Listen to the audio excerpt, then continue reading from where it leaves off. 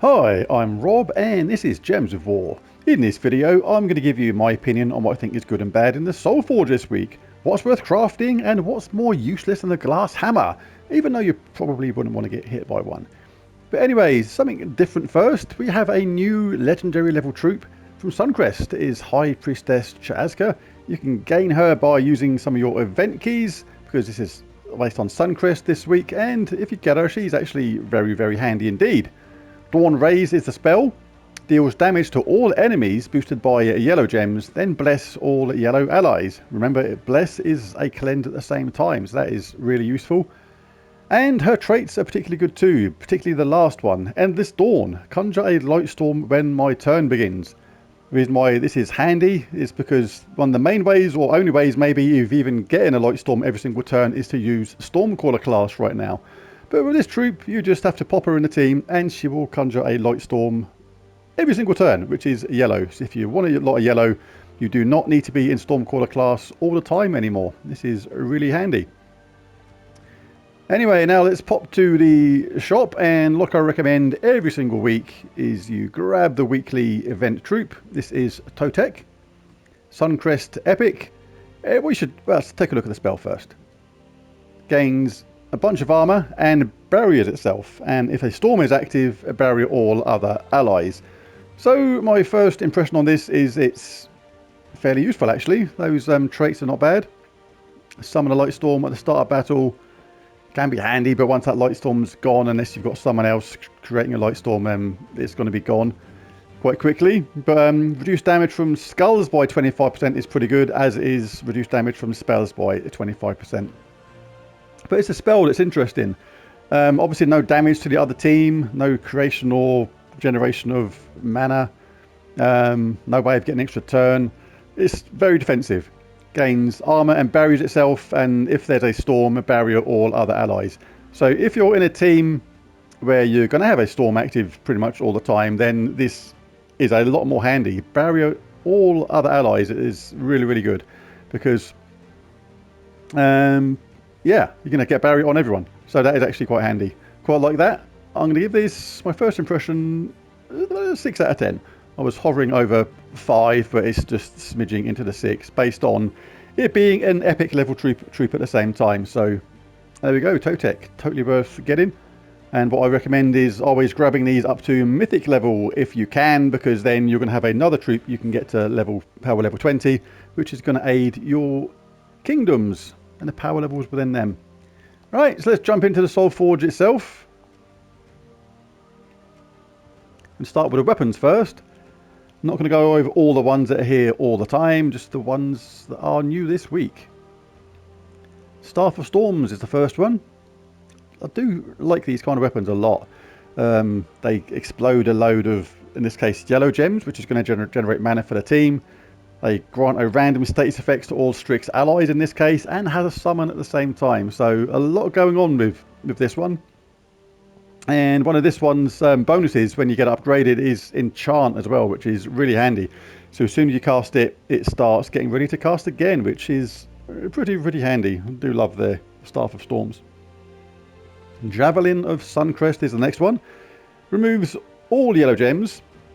Deals damage to an enemy boosted by the gems removed. Now remember, those gems have no effect. It's more like a counter.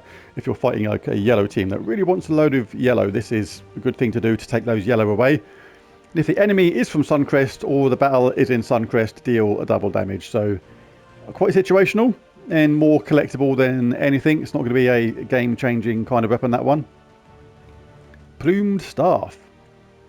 Another one of these weapons that are very similar each time, but this one has something slightly different, and I'll explain why. Deals damage to an enemy boosted by Suncrest allies, then creates a mix of 6 yellow and purple gems for each Suncrest ally. Now we are getting these every single week at the moment, going through the different kingdoms, providing us with these different kinds of weapons.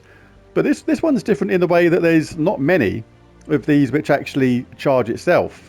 The colours this uses are purple and green, and normally it's opposite colours to what it generates, so you need to put in allies in your team that use the colour that this creates, in this case yellow and purple, but this one actually can self-charge, which is quite handy.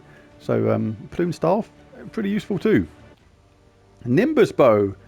Absolutely fantastic weapon. It deals damage to an enemy boosted by Strix allies.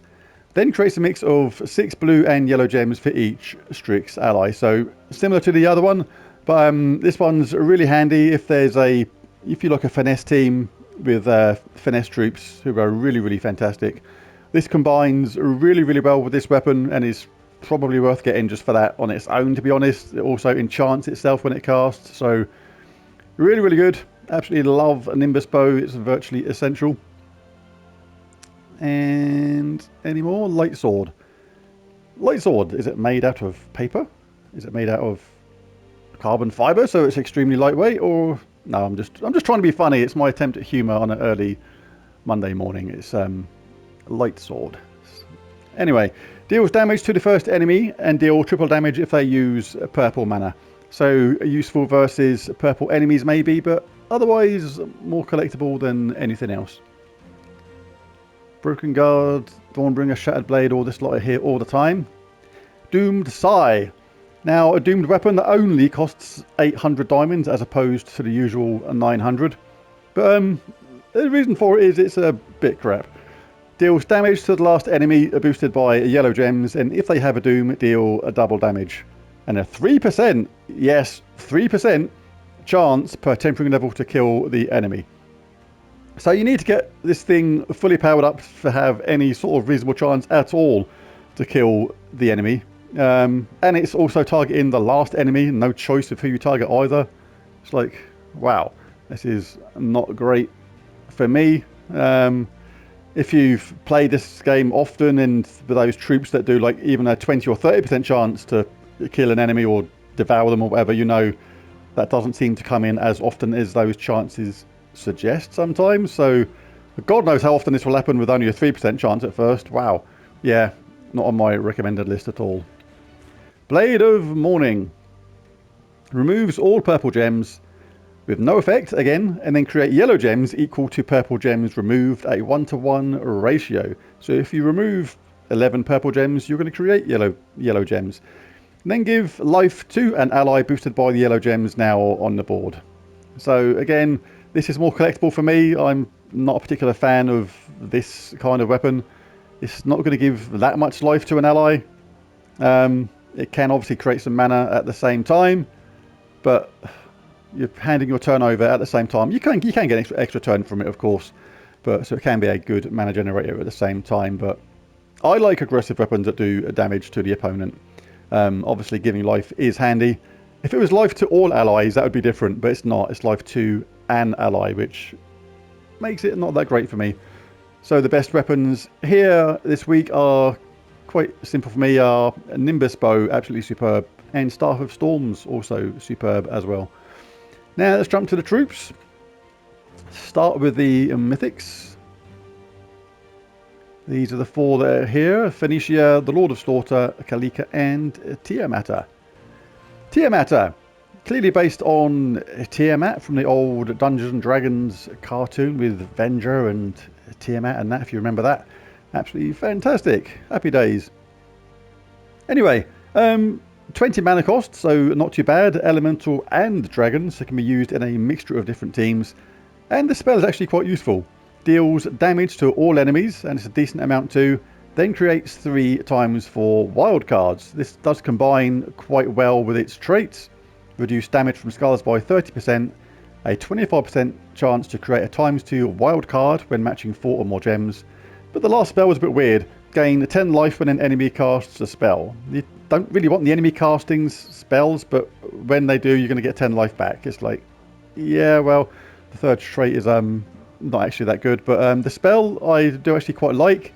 These kind of troops are useful against troops that are stealthy or hard to hit, like your Life and Death, Arachnian and Weaver teams, where they're stealthy, you can't target them. They can't get out of the way of damage to all spells like this, and it is a good way of dealing with them. So Tiamata is not too bad at all. Kalika. She's armful. Armless. More armful. Yeah, lots of arms. Deal damage to 4 random enemies. So pot luck on whether you hit the one you wanted to hit.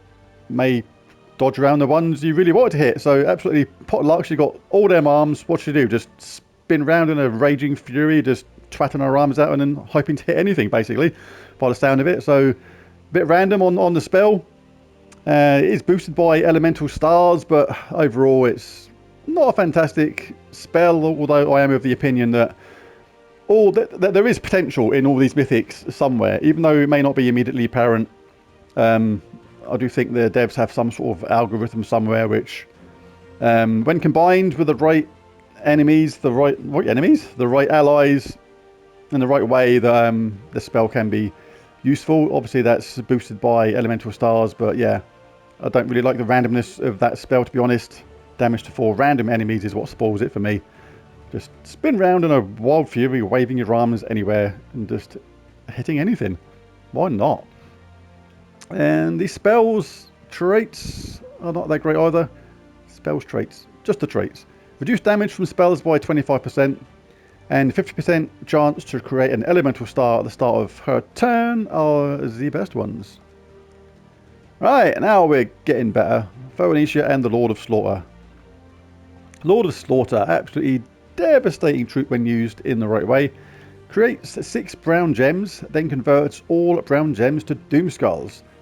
Then inflicts 1 to 2 bleeds and 1 to 2 death marks on random enemies. So, can be absolutely devastating, particularly when you get that 3rd trait. You need to get that 3rd trait to make this guy work properly.